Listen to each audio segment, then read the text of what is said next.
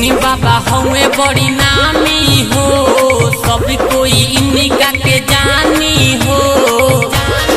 ए भाई सुना ना, जिन्नी बाबा हमें बड़ी नामी हो, सब कोई इनका के जानी हो।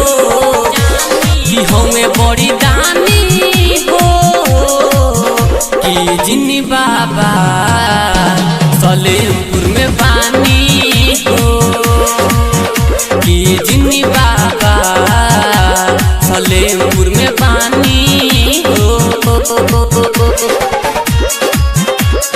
जिन्नी बाबा सलेमपुर में बानी हो।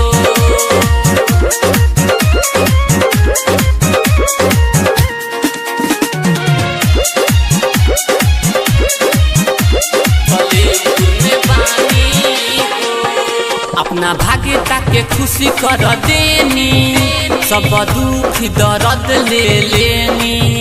जिन बाबा रहे ले अकेला, सब भूत पिचा कर चेला। अपना भाग्यता के खुशी कर देनी, सब दुख दर्द ले लेनी। जिन बाबा के बड़ी काम बावे, गाँव जवार में नाम बावे।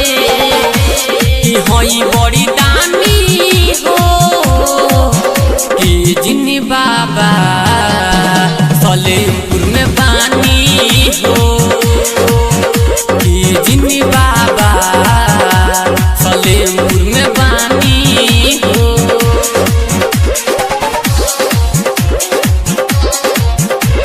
सलेमपुर में बानी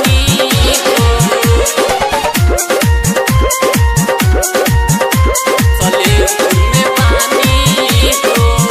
दिल मिथुन पे दर्दी गीत गाई, अपना भाग्यता के सब बताई। बीकी सचिन सब आई, जिन बाबा के पूजा कराई। दिल मिथुन पे दर्दी गीत गाई, अपना भाग्यता के सब बताई। भाग्यता करे ले गोहार बाबा, सुनली सबके पुकार बाबा। हई बड़ी दानी हो, कि जिन्नी बाबा सलेमपुर में बानी हो, कि जिन्नी बाबा सलेमपुर में बानी हो।